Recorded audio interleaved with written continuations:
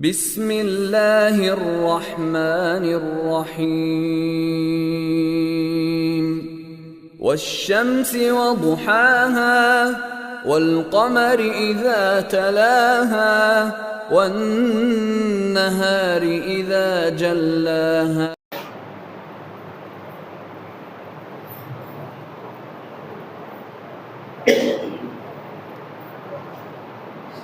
الحمد لله نحمده ونستعينه ونستغفره ونعوذ بالله من شرور انفسنا ومن سيئات اعمالنا من يهدي الله فلا مضل له ومن يضلل فلا هادي له واشهد ان لا اله الا الله وحده لا شريك له واشهد ان محمدا عبده ورسوله اما بعد فقد قال الله تعالى في القرآن العليم والفرقان المجيد أعوذ بالله من الشيطان الرجيم بسم الله الرحمن الرحيم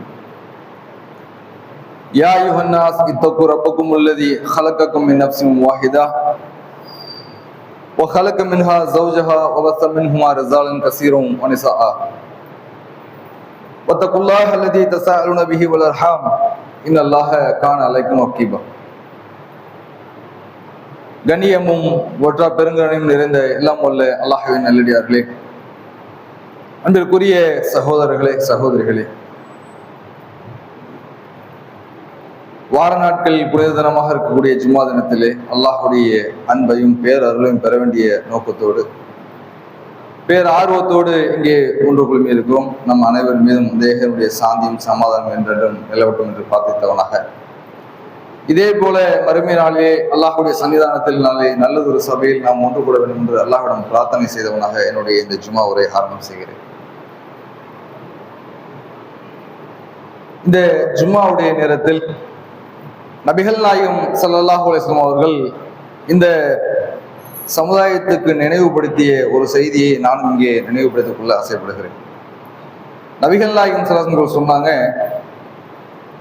ஜும்மா தினத்திலே உங்கள் அருகில் இருப்பவரிடத்திலே நீங்கள் வாய் மூடுங்கள் என்று சொன்னால் கூட நீங்கள் வீணான காரியத்தில் ஈடுபட்டு விட்டீர்கள் அப்படின்னு சொல்லி அல்லாஹ்வுடைய தூதர் நபிகள் நாயகம் ஸல்லல்லாஹு அலைஹி வஸல்லம் அவர்கள் சொல்றாங்க. பக்கத்து லகத்த, நீ மறுமையில் அதற்கான ஒன்றையும் அடைந்து கொள்ள மாட்டாய் என்று சொல்லி அல்லாஹ்வுடைய தூதர் தெளிவாக சொல்றாங்க. இப்ப நம்முடைய அமல்கள் நாசமாக போய்விடாமல் இருக்க வேண்டும் என்று சொன்னால், நம்முடைய இந்த முயற்சி அமல், இந்த தொழுகை, இந்த ஜும்மாவுடைய நன்மையை முழுவதுமாக அடைந்து கொள்ள வேண்டும் என்று சொன்னால் நாம் அதற்குரிய பேணுதலோடு நடந்து கொள்ள வேண்டும் என்ற நினைவூட்டுதலை இந்த நேரத்தில் சொல்லிக்கொண்டு என்னுடைய தலைப்பிற்குள் வருகிறது. அன்பிற்குரிய சகோதரர்களே சகோதரிகளே, நபிகள் நாயகம் ஸல்லல்லாஹு அலைஹி வஸல்லம் அவர்கள் ஒரு நேரத்தில்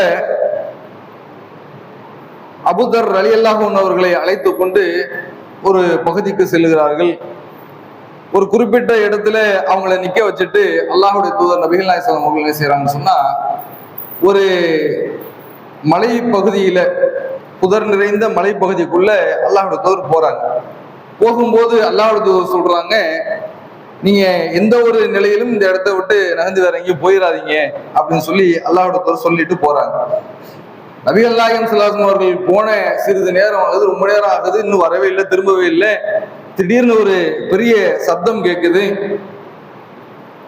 அபூதர் ரலியல்லாஹுவுக்குள்ள ஒரு சின்ன ஒரு பயம், ஒரு ஆசை, என்ன அங்க சப்தம்னு தெரியலையே, அல்லாஹ்வுடைய தூதருக்கு எதுவும் ஆயிருச்சோ, நம்ம போவோமே, போய் பார்க்கலாமே அப்படிங்கிற ஒரு எண்ணம் அவர்களுக்குள்ள ஏற்படுது. ஆனாலும் நபிகள் நாயகம் ஸல்லல்லாஹு அலைஹி வஸல்லம் சொன்ன அந்த கட்டளை, எந்த ஒரு நிலையிலும் இந்த இடத்த விட்டு நீங்க போயிடாதீங்க அப்படின்னு சொன்ன இந்த செய்தி அல்லாஹ்வுடைய தூதருக்கு ஞாபகம் வரும். அங்கேயே இருக்கிறாங்க. சிறிது நேரத்துல நபிகள் நாயகம் ஸல்லல்லாஹு அலைஹி வஸல்லம் வர்றாங்க. வந்து அபூதர் ரலியல்லாஹு அன்ஹு இடத்துல பேசுறாங்க.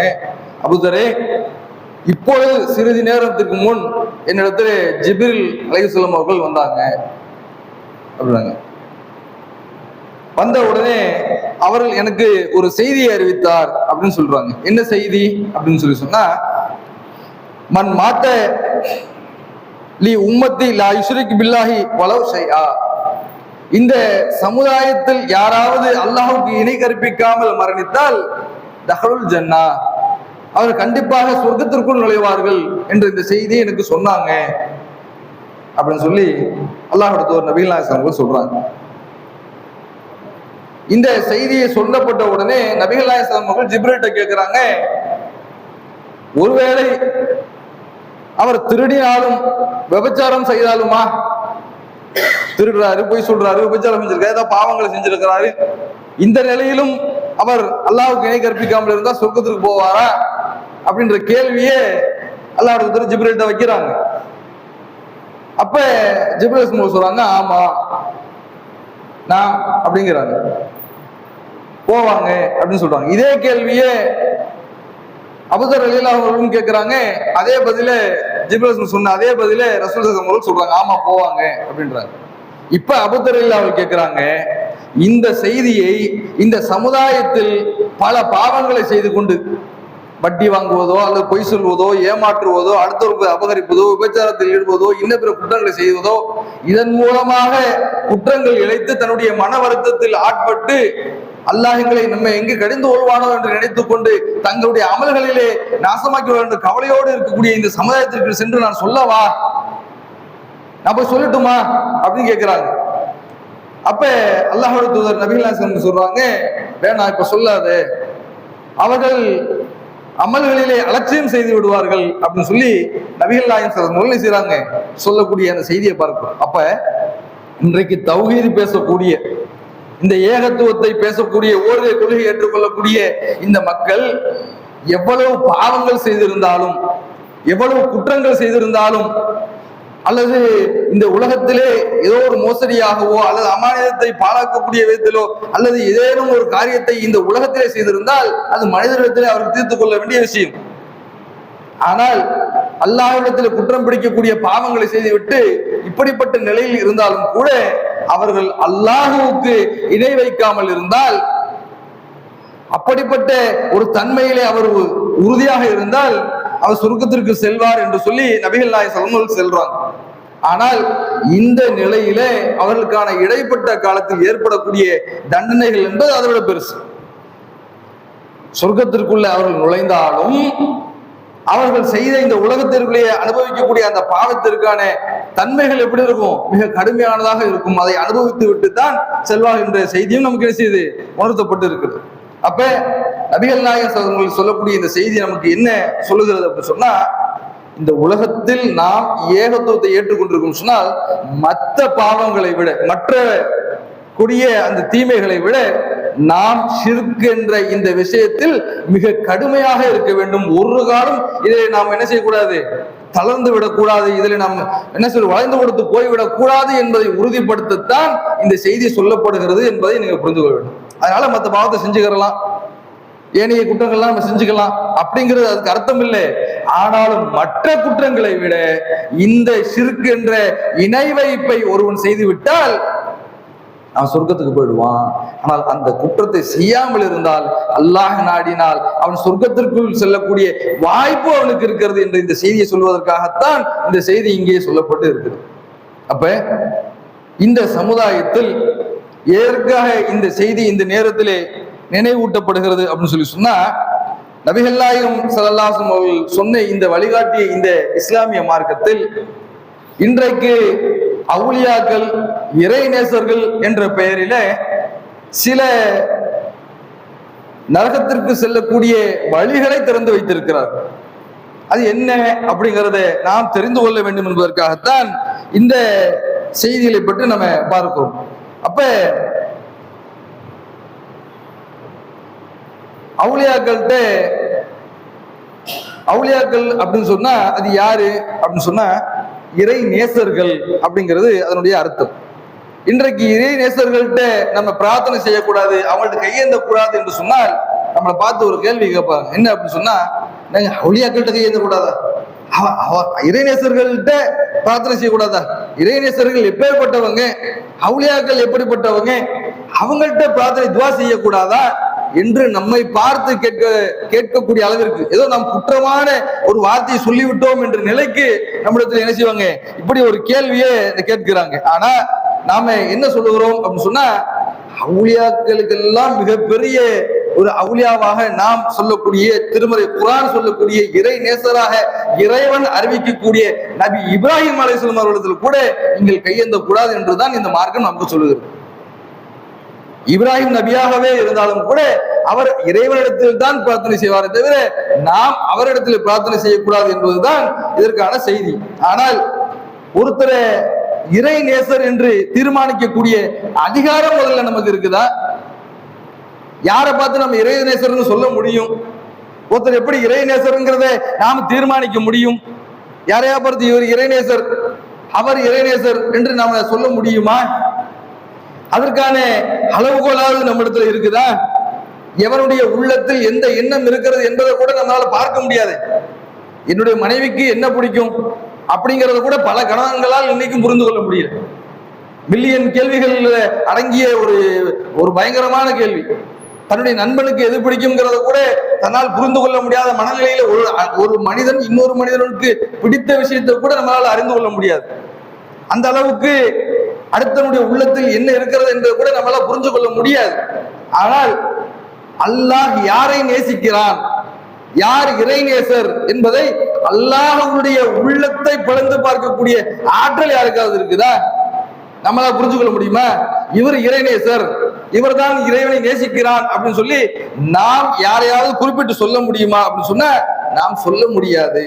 எந்த அளவுக்கு அப்படின்னு சொன்னா நபிகள் நாயகம் ஸல்லல்லாஹு அலைஹி வஸல்லம் கூட நாம் இறைநேசர் என்று திட்டவட்டமாக நாம் அறிவிக்க முடியுமா அப்படி சொன்னா நாம் ஓரளவு நெருக்கமாக இருக்கக்கூடியவர்களுக்கு கூட நம்ம சொல்லலாம். ஆனா இன்றைக்கு இறைநேசர்கள் என்று இவர்கள் சொல்லக்கூடியவர்கள் யார் என்று ஒப்பிட்டு பார்த்தால் மனநோயால் பாதிக்கப்பட்டவர்கள் அல்லது எந்த ஒரு இல்லறத்திலும் குடும்ப வாழ்க்கையிலும் ஈடுபடாதவர்கள், தன்னுடைய முடியையோ குளிக்காதவர்களையோ அதனை சுத்தப்படுத்திக் கொள்ளாதவர்களோ நல்ல ஆடை அணியாதவர்களையோ இப்படிப்பட்டவர்களை எல்லாம் அவுலியாக்கள் என்று சொல்லக்கூடிய நிலையில இன்றைக்கு இறைநேசர்கள் என்று சொல்லுகிறார்கள். நாம் யாரை குறிப்பிட்டு இறைநேசர்கள் என்று பொதுவாக நாம் உலகத்திலே சொல்லலாம் அப்படின்னு சொல்லி நெருக்கமாக நம்முடைய அறிவுக்கு பார்த்த வகையில இப்படி இருக்கலாம், ஒரு வாய்ப்பு இருக்கிறது அப்படின்னு சொல்ற அளவுக்கு ஒருத்தர் சொல்லலாம்னு சொன்னா கூட அபூபக்கர் ரலியல்லாஹு அவர்களை சொல்லலாம். சஹாபாக்கள் எடுத்துக்கிட்டோம், நம்மோடு வாழ்ந்த இந்த காலத்துல இருக்கக்கூடிய மனிதர்களை எடுத்துக்கொண்டோம் சொன்னா அபூபக்கர் ரலியல்லாஹு அவர்களை சொல்லலாம். அவர்கள் நம்மை விட வணக்கத்திலே அதிகமாக ஈடுபட்டிருக்கிறார்கள், நமக்கு உறுதியா சொல்ல முடியும். வணக்கத்திலே ஈடுபாடாக இருந்தார்கள், அல்லாஹ்வுடைய பேணுதலிலே அதிக ஆர்வமோடு இருந்தார்கள், சொல்ல முடியும். இறை அச்சத்திலே மிக ஈடுபாட்டோடு இருந்தார்கள், சொல்ல முடியும். குடும்ப வாழ்க்கையிலே குடும்பத்தோடு ஒட்டி வாழக்கூடிய வாழ்க்கையை அவர்கள் வாழ்ந்தார்கள், உறவை பேணக்கூடிய அந்த பேணுதலை அவர்கள் வாழ்ந்தார்கள், இதெல்லாம் சொல்ல முடியும். அப்ப இறைவனுடைய கட்டளைகளை அணுவளவாக பின்பற்றக்கூடிய அந்த பின்பற்றுதல் அவரிடத்தில் இருந்து சொல்ல முடியும். இப்படி பல பேணுதல்கள் ஒரு இடத்துல இருந்தாலும் கூட நாம் அவரை பார்த்து இவர் இறை நேசர் என்ற அளவிற்கு நம்மால் குறைந்த அளவு சொல்ல முடியும். ஆனால் இன்றைக்கு இறை நேசர்கள் என்று சொல்லக்கூடியவர்கள் இவர்கள் எப்படி சொல்லுகிறார்கள், யாரையெல்லாம் சொல்லுகிறார் என்று பார்த்தால் ரொம்ப வேடிக்கையாக இருக்கக்கூடிய நிலையில என்ன செய்யறாங்க, சொல்லுகிறது பார்க்கிறோம். அப்ப ஒருவருடைய உள்ளத்தில் இருப்பதை யாராலும் அறிய முடியாது என்று சொன்னால் அல்லாஹ் தன்னை பற்றி திருமறை குர்ஆன்ல பல இடங்கள்ல சொல்றான். ஆயத்துல் குர்சியில் கூட சொல்றான், பல திருமறை குர்ஆன் வசனங்கள்ல சொல்றான். இந்த அளவுக்கு சொல்றான், நபிக்கு அல்லாஹ் எதை பேசுகிறான், எதை தீர்மானிக்கிறான், எதை நடைமுறைப்படுத்துவான் என்பது தெரியாது என்று சொல்கிறான். அவனோட கையில் தான் இருக்கு. அதிகாரம் அனைத்தும் அல்லாஹ்வுக்கு மட்டும்தான் இருக்கிறது. எப்ப மறுமையால் வரும் சொல்ல முடியுமா? இருக்காச்சா அல்லாஹ் சொல்ல முடிஞ்சுச்சா? என்னைக்கு மறுமை நாள் வருது சொல்லுங்கன்னு சொல்லி எல்லா தூதரிடத்துல வந்து அந்த காபிர்கள் கேட்டாங்க, ரசூல் ஸல்லல்லாஹு அலைஹி இருந்த அந்த தோழர்கள் கேட்டாங்க, அல்லாஹ் தூதரால் சொல்ல முடிஞ்சுச்சா? அல்லாஹ்விடத்துல உள்ளத்துல என்ன நினைச்சிருக்கான், எப்ப வாங்க போறான், உயிரை உலகத்தை எப்ப அழிக்க போறான், சொல்ல முடிஞ்சுச்சா? சொல்ல முடியாது. நபிக்கே இறைவன் என்ன தீர்மானிக்கிறான் என்பதை சொல்ல முடியாத நிலையில் இருக்கும் பொழுது நாம எப்படி சொல்ல முடியும்? இறைநேசர்களாக யாரை இறைவன் தேர்ந்தெடுத்திருக்கான் என்பதை எப்படி சொல்ல முடியும்? அல்லாஹ் யாருடைய கணக்கை எப்ப தீர்ப்பாங்கிறது தெரியாது. மறுமை நாள்ல ஒருத்தன் வந்து அங்க நின்றான்னு சொன்னா அவனுடைய கணக்கு என்ன ஆகும் அது சொல்ல முடியாது. இவருடைய நிலை அங்க மறுமை நாள்ல எப்படி இருக்கும் சொல்ல முடியாது.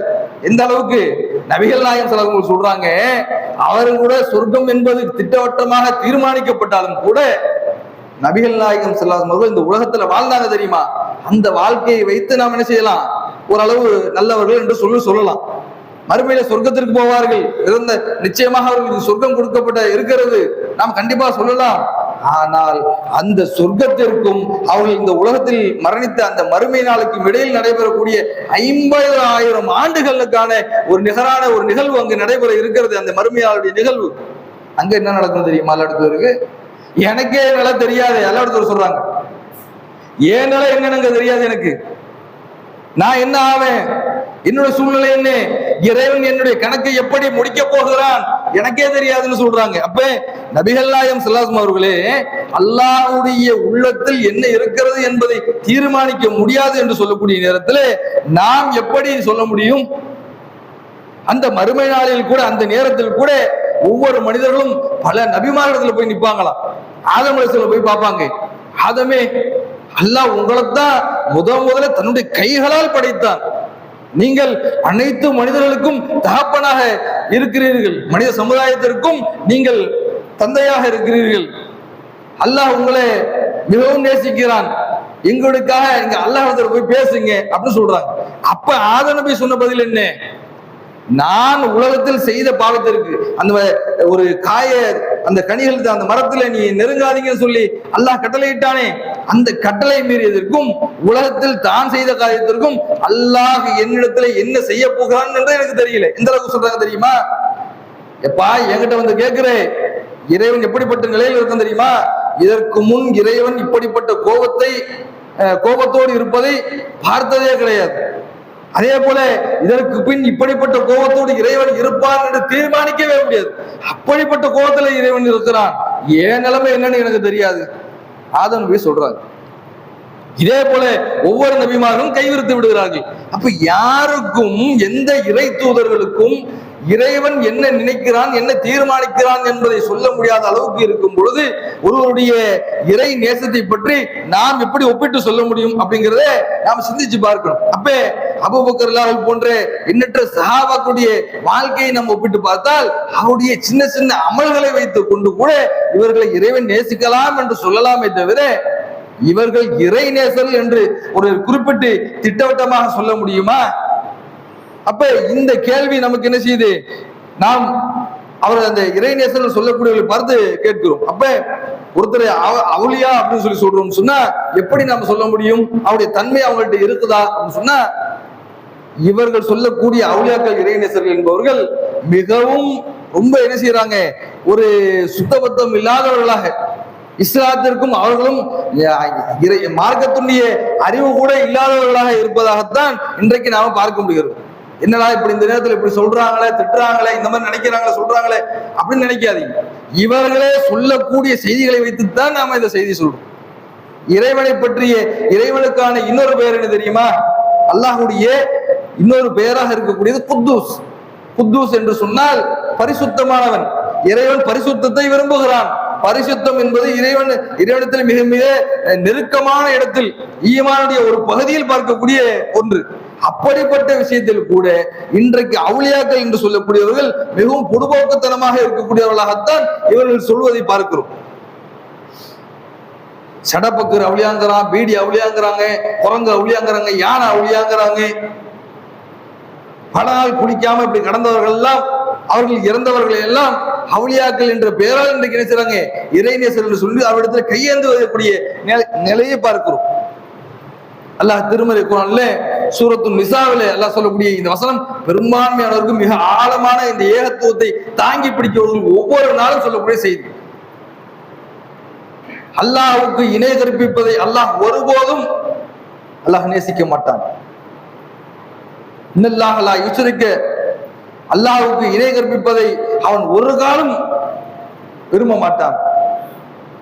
அந்த பாவத்தை அவர்களுக்கு அறவே மன்னிக்கவே மாட்டான். மாதூன தாலிக்க, அதற்கு கீழ்நிலையில் உள்ள பாவங்களை அல்லாஹ் நாடியவர்களுக்கு மன்னிப்பான். சூரத்து நிசால அல்லாஹ் சொல்றான். அல்லாஹ்வுக்கு இணை கற்பிச்சேன்னு சொன்னா அல்லாஹ்வுக்கு இணை கற்பித்த அந்த பாவத்தை ஒரு காலம் இறைவன் மன்னிக்க மாட்டான். ஆனால் அதற்கு கீழ்நிலையில் உள்ள பாவங்களை தான் நாடியவர்களுக்கு அல்லாஹ் மன்னிக்கிறேன் என்று சொல்லுவாங்க. அப்படிப்பட்ட அந்த இணை வைப்பு கொள்கைக்கு அழைத்து செல்லக்கூடிய இவருடைய நிலை எப்படிப்பட்டதாக இருக்குது சொன்னா, சில அவுலியாக்களை இவங்க சொல்றாங்க. என்ன சொல்றாங்க? பள்ளிவாசல்லே கதின்னு கிடக்கக்கூடிய ஐவேளை தொழுகையே அப்படி தொழுதுகிட்டு இருக்கக்கூடிய, திருமணமே இல்லாமல் எந்த உலக ஆசைகளையும் விட்டு விட்டு அல்லாஹ்வுடைய பள்ளிவாசலே கதி என்று கிடக்கக்கூடியவர்களை அவுலியான்னு சொல்றாங்க. ஏன் இவர்கள் எப்படி பார்க்கிறார்கள் சொன்னால், நீ திருமணம் செஞ்சுட்ட அப்படின்னு சொன்னா உலகத்துடைய வசுவாசுக்கு, உலகத்துடைய ஆசாபாசங்களுக்கு நீ மூழ்கி போயிட்ட. ஒரு பெண்ணை நீ விரும்பிட்ட, இந்த குடும்ப வாழ்க்கையை நீ விரும்பிட்ட, உலகத்துடைய ஆசாபாசங்களுக்குள்ள நீ மூழ்கிட்ட, நீ எப்படி இறைவனை நேசிக்க முடியும்? இறைவன் எப்படி உன்னை நேசிப்பான் அப்படின்னு சொல்லி இவர்கள் சொல்லிக் கொண்டு திருமணம் முடிக்காமல் பள்ளிவாசலே கதி என்று கணக்கக்கூடிய ஐவேளை தொழுகையை அல்லாஹ்வை நேசிக்கிறான் அப்படிங்கிற பேரில் நோன்பும் இப்படியாக இபாதத்துமாக இருக்கக்கூடியவர்கள் இறைவனை நேசிக்கிறார்கள் என்று சொல்லி என்ன செய்றாங்க, இவங்க சொல்றாங்க.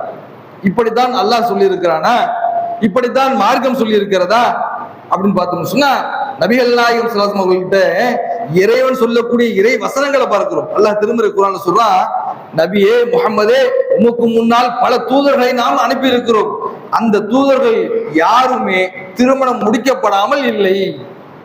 அல்லாஹ்வுடைய வசனம் திருமறை குர்ஆன்ல அல்லாஹ் சொல்லி காட்டுகிறான், இதற்கு முன்னால் வந்த எல்லா நபிமார்களும் திருமணம் செய்தார்கள், ஈசா நபி உட்பட அனைவருமே திருமணம் செய்தார்கள், யாருமே திருமணம் செய்யாம இல்லை அப்படிங்கிறாங்க. ஆனா இவங்க என்ன செய்யறாங்க, திருமணம் முடிக்காதவர்களை எல்லாம் அவுலியாக்கள் சொல்றாங்க. எந்த அளவுக்கு இந்த திருமணத்தினுடைய முக்கியத்துவத்தை பற்றி சொல்றாங்கன்னு சொன்னா, நபிகள் நாயகம் ஸல்லல்லாஹு அலைஹி வஸல்லம் காலத்துல சில சஹாபாக்கள் தோழர்கள் வர்றாங்க, நபிகள் நாயகம் ஸல்லல்லாஹு அலைஹி வஸல்லம் வந்து சொல்றாங்க, அல்லாஹ்வுடைய தூதரே, இன்றைக்கு தினத்திலிருந்து நாங்கள் என்ன செய்ய போறோம்?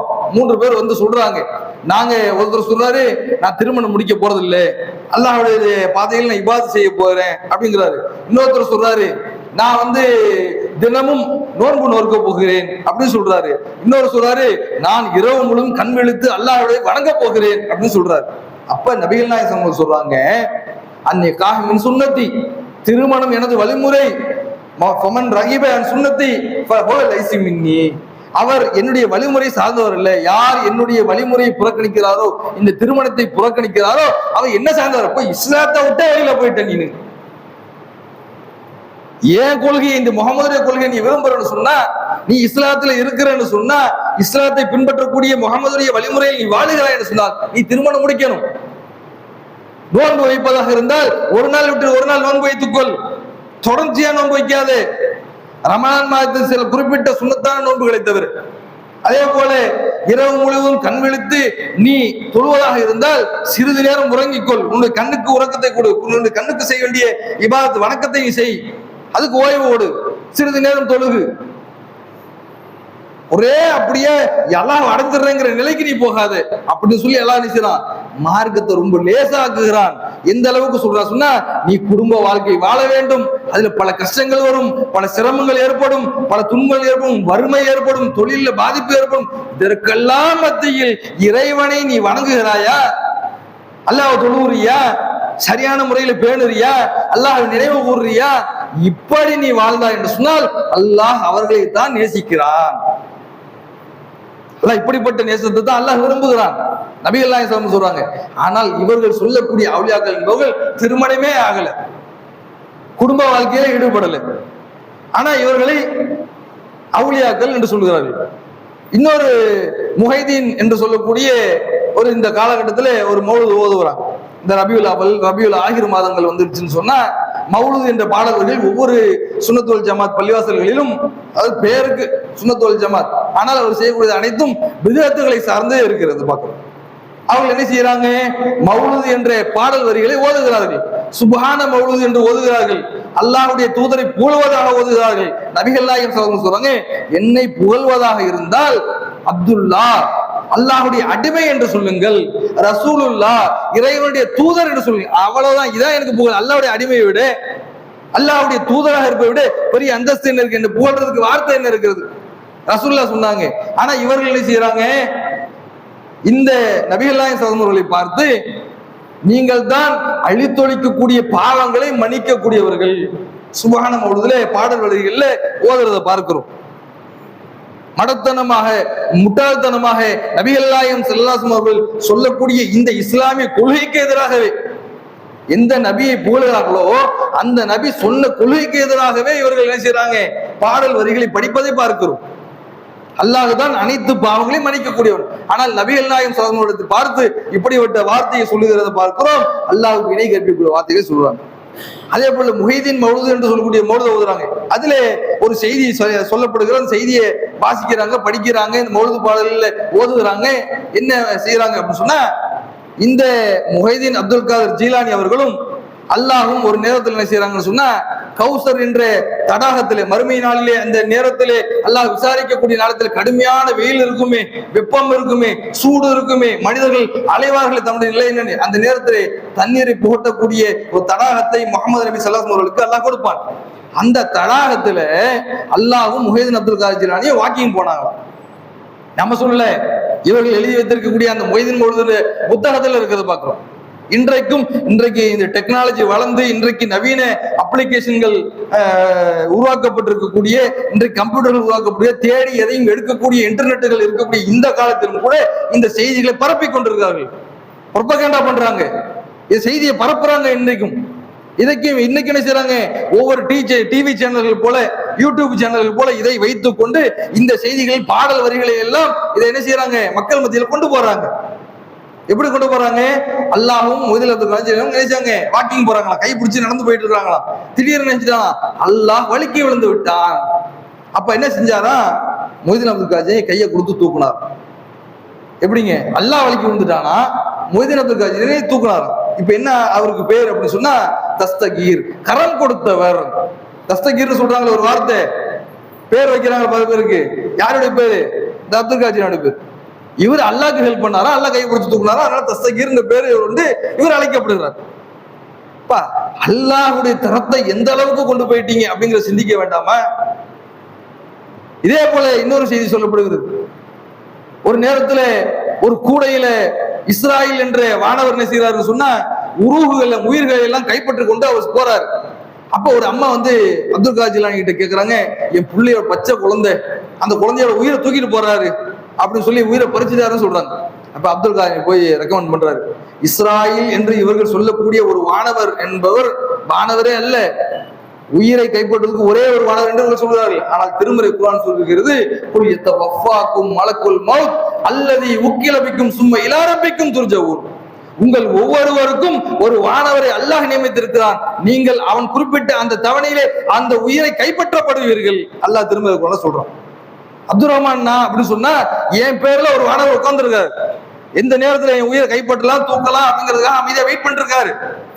உங்க பேர்ல ஒரு வானவர் உங்களுக்கு இருக்கிறார். ஒவ்வொரு ஆத்மாவுக்கும் ஒவ்வொரு உயிருக்கும் ஒரு வானவர் இருக்கிறார். இப்ப எத்தனை மலக்குல் மௌத்து, எத்தனை வானவர்கள் இருக்கிறார்கள் என்பதை இங்க சிந்திச்சு பாருங்க. எத்தனை மனிதர்கள் இருக்காலோ அத்தனை வானவர்கள். ஆனா இவங்க சொன்னா ஒரு வானவர் தூக்கிட்டு போறாரு. இவர் என்ன செய்யறாரா, அப்படியே எங்கேயாவது ஒரு பாசக்கயிறை வீசுறாரா, அந்த கூடையை தட்டி விடுறாரா. அன்றைக்கு இருந்தவர்கள் எல்லாம் உயிர் பழுத்து கூட அந்த குழந்தையும் பழுத்துருச்சு. இப்படி எல்லாம் எழுதி வைத்திருக்காங்க. இதையெல்லாம் பாடல் வரிகளாக அவளை பற்றிய மௌலூது வரிகளாக பேசிக் கொண்டிருக்கிறார்கள். இந்த செய்திகள் இன்றைக்கும் இறைவனுக்கு நிகரான இணை வைப்பு கொள்கை இன்றைக்கு பரப்பப்படுகிறது சொன்னால், ஒவ்வொரு தௌஹீத் பேசக்கூடியவர்களும் இந்த செய்தியை கேட்டுக்கொண்டு நாம கடந்து போயிடலாமா? இந்த பாவத்தை மக்கள் மத்தியில் எடுத்து சொல்ல வேண்டாமா? என்ன ஓதப்படுகிறது, என்ன சொல்லப்படுகிறது, இதனால் எப்படிப்பட்ட சமுதாயம் தவறான வழிக்கு செல்கிறது என்பதை நாம் மக்கள் மத்தியில் எடுத்து சொல்ல வேண்டாமா? இந்த செய்திகளை நாம் என்ன செய்யறோம், இதையெல்லாம் பார்க்கும். இன்றைக்கும் ஒவ்வொரு இமாம்களும் பள்ளிவாசல்களிலே மிம்பரில் நின்று கொண்டு இது போன்ற செய்திகள் எல்லாம் பேசிக் கொண்டிருக்கிறார்கள். சாதாரண கடந்து போற விஷயம் இல்லைங்க. பள்ளிவாசல்கள் இதை உட்கார்ந்து மக்களும் இதை கேட்டுக் கொண்டிருக்கிறாங்க. அப்ப இப்படிப்பட்ட நிலையில் இருக்குன்னு சொன்னா, இதை நாம் என்ன செய்யணும், கடுமையாக எதிர்க்கக்கூடிய நிலையில இருக்கணும். அல்லாஹ் சூரத்துல் அன்ஆம்ல சொல்கிறான், அவனே தனது அடியார்கள் மீது ஆதிக்கம் செலுத்துபவன், உங்களுக்கு பாதுகாவலர்களை அவனே அனுப்புகிறான். எனவே உங்களில் ஒருவருக்கு மரணம் ஏற்படும் பொழுது நமது தூதர்கள் அவரை கைப்பற்றுகிறார்கள், அவர்கள் அப்பணியில் குறை வைக்க மாட்டார்கள். நீங்க என்ன சொல்றீங்க, வானவர் இஸ்ராஃபில் கூடையை தட்டி விட்டாரு, உயிர் போயிடுச்சு, அவரு செய்ய வேண்டிய காரியத்தை செய்யாம அன்னைக்கு போயிட்டாரு அப்படிங்கிற அளவுல வானவர்களை பற்றி நீங்கள் குறைகளை சொல்றீர்கள். ஆனால் அல்லாஹ் சொல்கிறான், வானவர்கள் என்பது ஒரு காலம் அல்லாஹ்விற்கு குறை வைக்க மாட்டார்கள். இப்படிப்பட்ட இறைவசனத்துக்கு மோசமான செய்திகளை எல்லாம் மக்கள் மத்தியில நீங்க பேசிக் கொண்டிருக்கீர்கள் என்பதை நம்ம சிந்திச்சு பார்க்கணும். எதற்காக இந்த செய்தி சொல்லப்படுதுன்னு சொன்னா, இறுதியாக இந்த செய்தியில சாராம்சத்தை பற்றி சொல்லுகிறோம். நபிகள் நாயகம் ஸல்லல்லாஹு அலைஹி வஸல்லம் காலத்துல உஸ்மான் பின் மல்ஊன் என்று சொல்லக்கூடிய ஒரு சஹாபி, இன்றைக்கு காலையில ஃபஜ்ர் தொழுகை முடிச்சு கொண்டு அந்த உஸ்மான் ரலியல்லாஹு பத்தி நம்ம படிச்சோம். அந்த உஸ்மான் பின் மலூன் ரலியல்லாஹு அவர்கள் ரசூல் ஸல்லல்லாஹு அலைஹி வஸல்லம் அவரோடு ஹிஜ்ரத் செய்து மதீனாவுக்கு வந்தவர்கள். அந்த உஸ்மான் பின் மலூன் அவர்கள் உம்முல் ஆலா என்று சொல்லக்கூடிய ஒரு பெண்ணுடைய வீட்டில் அவங்க தங்கி இருக்கிறாங்க. அந்த சிறிது காலத்திலேயே ஹிஜ்ரத் செய்த சிறிது காலத்திலே நோய்வாய்ப்பட்டு அவர்கள் மரணித்து விட்டார்கள். நபிகள் நாயகம் ஸல்லல்லாஹு அலைஹி வஸல்லம் அவர்கள் வந்த உடனே அவர்கள் என்ன செய்யறாங்க, ஜன்னத்துல் பக்கீல தொழ வைத்து அவர்கள் அடக்கம் செய்யப்பட்டு விட்டார்கள். இந்த உம்முல் ஆலா அவங்க கூடவே இருந்தாங்கல்ல, நம்ம ஒரு நட்பு வட்டாரத்துல நம்ம ஊர்ல ஒன்னா இருக்கிறோம், 4 பேர் பார்த்து பழகுறோம்னு வைங்க, நம்மோடு இருக்கிறாங்க, நெருக்கமா இருக்கிறாங்க வைங்க, அவர் மரணிச்சிட்டாருன்னா அவருடைய நினைவு நம்மள இருந்துகிட்டே இருக்கும்ல. இப்படி உம்முல் ஆலா அவங்க என்ன செய்யறாங்கன்னு சொன்னா, அந்த உஸ்மான் பின் மலூன் அவர்களை போய் அந்த கபருல போய் உட்கார்ந்துட்டு அவங்க பேசுறாங்க. உஸ்மான் பின் மலூன் அவர்களே, அல்லாஹ் உங்களை உயிரை கைப்பற்றி விட்டான், அல்லாஹ் உங்களை கண்ணியப்படுத்தி விட்டான். செத்து போயிட்டா சொல்லுவாங்கல்ல, ஸ்ரீதேவி நல்ல மகராசியா இருந்துச்சு, ஊர்ல எல்லாம் வாழ்ந்துச்சு, எல்லாம் லேசாக்கி மௌத்த அழகா கொண்டு போயிட்டான், எல்லாம் ஒரு நல்ல கண்ணியமா வச்சிருக்கலாம் அப்படின்னு நம்ம சில பேரை பார்த்து நம்ம சொல்லக்கூடிய வார்த்தைகள், பெண்கள் எல்லாம் சொல்லக்கூடிய வார்த்தைகள் எல்லாம் இருக்கிறத பார்க்கிறோமா இல்லையா? இது போன்ற அந்த பெண்மணி சொல்றாங்க. அப்ப ரசூலுல்லாஹ் கேட்கிறாங்க பக்கத்துல, உம்முல் அவலா அவர்களே, அல்லாஹ் அவங்களை கண்ணியப்படுத்துறாங்கன்னு உங்களுக்கு எப்படி தெரியும்? ரசூலுல்லாஹ் கேட்கிறாங்க, அல்லாஹ் கண்ணியப்படுத்துறான்னு சொன்னீங்கல்ல, அல்லாஹ் அவர்களை கண்ணியப்படுத்தி விட்டான் என்று உங்களுக்கு எப்படி தெரியும்? நாளை என்னுடைய நிலைமை என்ன என்பதை நான் அறிய மாட்டேன், என் நிலைமை என்ன ஆகுன்னு எனக்கே தெரியாதங்க. அல்ல என்ன கண்ணியப்படுத்தினானா இழிவுபடுத்தினானா 10 பேர் முன்னால வச்சு இதை நீ மார்க்கத்தை சொன்னியான்னு கேட்க போறானே, என் கடமையை ஒழுங்கு செஞ்சனா அப்படின்னு கேள்வி கேட்க போறானே. அந்த நேரத்துல என்ன பல பேர் வச்சு கேள்வி கேட்டா நான் என்ன நிலையில் நிற்பேன்னு கூட எனக்கு தெரியல, இவர்களை கண்ணியப்படுத்தினான்னு எப்படி நீங்க சொல்றீங்க அப்படின்னு சொல்லி அல்லாஹ்வுடைய தூதர் நபிகள் நாயகம் ஸல்லல்லாஹு அலைஹி வஸல்லம் கேட்கிறாங்க. அப்ப இப்படிப்பட்ட கேள்விகள் எல்லாம் நமக்கு எதை சொல்லுகிறது சொன்னால், யாரையும் குறிப்பிட்டு இறைநேசர்கள் என்பதை நாம் திட்டவட்டமாக சொல்ல முடியாது. இறைநேசர்கள் என்பது மறுமை நாளில் தான் தெரியும் என்பதை நாம் புரிந்து கொள்ள வேண்டும்.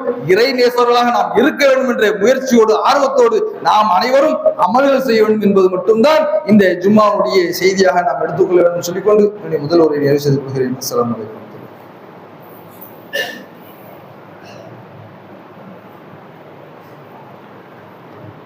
அல்ஹம்துலில்லாஹி ரப்பில் ஆலமீன், வஸ்ஸலாத்து வஸ்ஸலாமு அலா ரசூலில் கரீம், அம்மா பஅத். அன்புக்குரிய சகோதரர்களே சகோதரிகளே, நபிகள் நாயகம் ஸல்லல்லாஹு அலைஹி வஸல்லம் காலத்துல ஒரு கட்டத்துல நபி தோழர்கள் ஒரு குறிப்பிட்ட போரிலே ஈடுபட்டு கொண்டிருக்கிற நேரத்துல ஒரு சஹாபி அவர்கள் தன்னுடைய வீர தீரமான அந்த போரிலே ஈடுபட்டு கொண்டிருக்கும் போது கூடியிருக்கக்கூடிய அங்க இருக்கக்கூடிய மற்ற சஹாபாக்கெல்லாம் அல்லாஹ்வுடைய பாதையில் எப்படி போர் செய்யறாரு பாருங்க, எப்படி வீரம் அளிக்கிறார் பாருங்க, தன்னுடைய உயிரை துச்சமாக மதித்து இந்த இடத்துல போர் செஞ்சிருக்காரு பாருங்கன்னு சொல்லி இவரை அல்லாஹ் மிக கண்ணியப்படுத்த போகிறான்ற அளவுக்கு அவங்க நினைச்சாங்க, பேசி கொண்டிருக்காங்க. அப்ப அல்லாஹ்வுடைய தூதர் நினைச்சாங்க, இவரை குறித்து சொல்றாங்க, இவர் நரகவாசின்னு சொல்றாங்க. அப்ப அந்த நேரத்துல ஒரு கட்டத்துல அந்த போருடைய அது ஒரு கட்டத்துல அவர் என்ன செய்யற சொன்னா, அந்த வீர தீரமாக போர் செய்யக்கூடிய அந்த மனிதர், அந்த நபி தோழர் தன்னைத்தானே ஒரு காயத்தினால் வலி தாங்க முடியாம தற்கொலை செய்து கொண்டு இறந்து விடுகிறார்.